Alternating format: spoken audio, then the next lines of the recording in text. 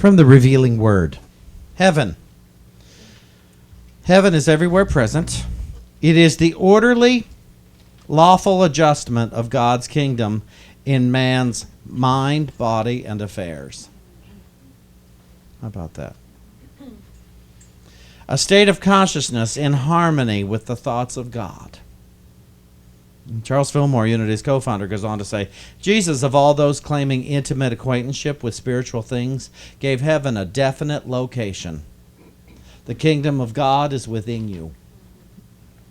Heaven is every one of us, a place, a conscious sphere of mind having all the attraction described or imagined as belonging to heaven. But this kingdom within is not material, it is spiritual. Today's talk is called For or Against. For or Against. Years ago, I did a talk. When my first year here, 2004, my first fall here, I did a talk called What Art Thou For? And it was because I was approached in the street. It was election time, imagine. And I was approached on the street by someone who was campaigning for a candidate, but they wanted to know if I wanted to beat the opposing. Did I want to help them beat the opposing candidate? You want to help us beat such and such? Do you want to help us beat such and such? And I said, I don't understand. How will that help your person get elected? You're not telling me what your candidate has going for them. You're just telling me that your whole campaign is to hurt someone else, is to get them out of office, as if that will solve anything. Because then you'll just be against someone else. And this year, where I'm seeing all sorts of things on Facebook with people, and I'm shocked at what I see. I'm just shocked at what I see because, I think the point that's being missed in this anti-campaign, this bashing of political things, is you're anti your spirituality. You're not pro-God. You're not pro-truth. You're not pro-yourself if you are anti. If you're trying to beat somebody, if you're trying to beat them down. If I wrote a email newsletter a couple of weeks ago, what are you posting? And what it tells me is if you're bashing this candidate and this candidate, you don't have much faith in your own. In fact, I don't even, some of people's Facebook pages, I don't even know who you're for. But I'm sure clear on who you're against. And it makes me want to vote for the one you're against because clearly they are the most powerful. The ones that my goodness, the energy given to what we're against is so powerful. It's palpable. But how does this tell me what you're learning here? How does this tell me that you are pro-God? See, politics is just a game. When everything on earth is a game. Everything on earth is a game. The way we dress is the way we play the game. The words we speak is the way we play the game. It's all because none of this is all temporary. None of this is permanent. None of this is permanent. This building could be gone like that. Our bodies could be gone like that. We're clear on that. None of our cars, boom. None of this is permanent. Our minds could change like that. What I didn't like before, I could suddenly love. I proved this years ago. Brussels sprouts. I would not eat Brussels sprouts. Oh, those are terrible. And my grandmother said, have you eaten any? I said, no, they're awful. And she said, would you try them? I said, fine. I love Brussels sprouts. It's my favorite vegetable, Brussels sprouts. Delicious. Just delicious. In first grade, Mrs. Sutherland had come back from Vermont, and she passed around this tin of brown candy. Who would want brown candy?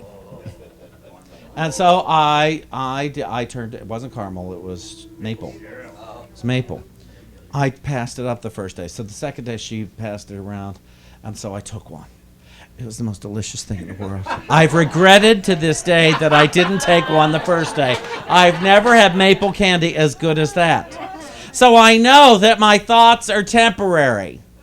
I know what I think is temporary. So you see, what I'm for and what I'm against is temporary. But I've got to be pro my spirituality. I've just got to be. And so, do my thoughts, my words, and my actions betray what I claim to believe in my spirituality? And if they do betray what I claim to believe, would I have the courage to choose heaven today and not hit send? To have a very quiet dinner with another human being, because I have nothing to say if I don't have anything unkind to say. Anyway, you know what I always used to say about my mother and I? We'd have had very short conversations if we'd only said nice things about other people. Yeah, sometimes I think we're trying to show how smart we are by knowing what's bad about the world. And I did it a couple of weeks ago. Man, I was on the phone with a friend of mine, good friend of mine, who was minister friend. He was getting a new church, and I love this man. He loves me. We met each other on his first class in Unity years ago in New York, and he's been a fan of mine ever since. We don't get to talk a lot, but he was in California, and he tried out for a new church, and he got it, and we were talking about someone else who had tried it. I ruined the phone call by voicing my opinions about someone else who had tried out for that church. And it's like, doggone it. We were on such a high note. And we had to end it with that. And he wasn't trying to participate. In fact, he was trying not to participate. I was trying to participate. And it's no fun playing a game of Monopoly with somebody who won't roll the dice. But I felt dirty when we hung up the phone. I just wanted to take a bath. It's like, ugh. And how do you go take a good inside bath, a spiritual bath? It's just, to wash away your thoughts. And so, since then, I have been looking. Clearly, I have forgiveness work to do.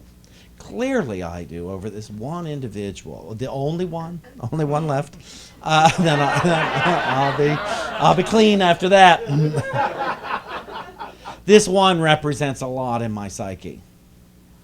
This one being represents a whole lot. And I am completely justified. Egoically, I am. He betrayed me. I could give you the whole list of what he did wrong. And it doesn't matter because I'm in bondage to my thoughts about it. And so I can't afford it. It's like I say, most of us do not have enough money to be poor. We're not rich enough to be poor, so we got to quit doing our poor talk. Well, I don't have enough friends to have enemies, to afford enemies. I don't have enough peace to think I can afford my judgments. I just don't. And so, you see, it's not about for or against. I've got to be for God. I've got to be for myself, and everything else has to take a back seat. All that smart, clever stuff that I'm against has to take a back seat. It just has to. And let me tell you, there is an ache in my gut over it. There is, man, really, yeah, really. I'm putting together a cabaret act, and there's a couple of choice things I'd like to say in it, and I'm not committed yet to not saying them, but but that's not till November. And so I'm trying to find a way to spiritually say them, or cut them. And it's like, doggone it, but it's clever, it's funny. Yeah, but is it pro your spirituality, Shawn? Is it pro what you know God to be, what you know yourself to be? And so to look at that and say, I am pro me. I am for me and my awakening. And see, if I'm for me and my awakening, then I can be for you and your awakening. And it's not just, I hope they get it so I don't have to. So I can stay home, watch TV, and complain. And then they'll be out taking care of the world. What's my part? Well, my part is to change my mind. My part is to sometimes chew the inside of my mouth out rather than speak. My part is to ask for light. where I thought there wasn't any. My part is to be for. Before. Here's something lovely from Philippians.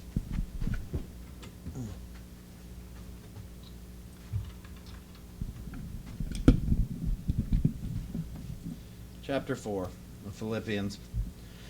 Therefore, my brethren, whom I love and long for, my joy and crown, stand firm thus in the Lord, my beloved.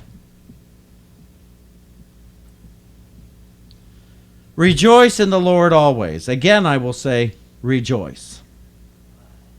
The Lord is at hand. Have no anxiety about anything, but in everything by prayer and supplication, with thanksgiving, let your requests be known to God. And finally, whatever is true, whatever is honorable, whatever is just, whatever is pure, whatever is lovely, whatever is gracious, if there is any excellence, if there is anything worthy of praise, think about these things. What you have learned and received and heard and seen in me, do, and the God of peace will be with you. Whatever is true, whatever is honorable, whatever is just, whatever is pure, whatever is lovely, whatever is gracious, if there is any excellence, if there is anything worthy of praise, think about these things. Well, wow. Well, wow. Do that when you're driving down the highway. So I looked it up in the Holy Spirit's interpretation of the New Testament, Philippians 4, chapter 4. And it says, therefore, stand firm within your true desire, and you stand firm within the feelings of the heart. Do not be distracted. Do not be distracted. Be the love that you are, and the love that you are shall be known by you. Rejoice in the gratitude of yourself, and it is yourself that you shall see in all. Stand firm within the purpose of your heart, and your purpose shall be multiplied within you. Keep your mind with all things loving, with all things peaceful, and with all things joyous. And these are what you shall bring to you. Remember me and the words I have shared with you. Mull over them. Share them with friends. Practice them with your every breath, and thyself shall be known. Be joyful in all circumstances. Wait, there's a conclusion to that. Be joyful in all circumstances, and more joy shall be added to you. For as you give, you shall receive. This is the law of love. Oh, this just aching me when I'm thinking about my script. Be grateful, therefore, for the gifts that are stored in the inner chamber of your heart. Put your faith with those gifts, and to thy motive you are true. Greet your brother as yourself, remembering that he is also as you are. What I ask of all of us is to remember that all of us, the ones we have met, the ones we have not met, particularly those in tabloids, those on television, those at the grocery store, they are people. They are spiritual beings. Every celebrity that you don't know about but think about is a human being. They are not the people that are presented. Every politician is a human being. And most importantly, the one in the mirror is a human being and is loved by God with an everlasting love, is loved by truth with an everlasting love, is loved by wisdom with an everlasting love, is loved by love with an everlasting love.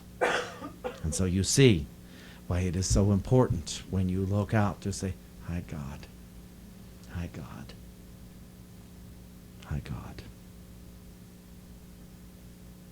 There is no one that ought to be left out of the kingdom, not even for a moment. Most especially the one you're mad at and you. Because doggone it, if you leave anyone out, you don't get in either. And so, Let's all invite ourselves into the kingdom by being for what we are for. Let's welcome up Joyful Noise.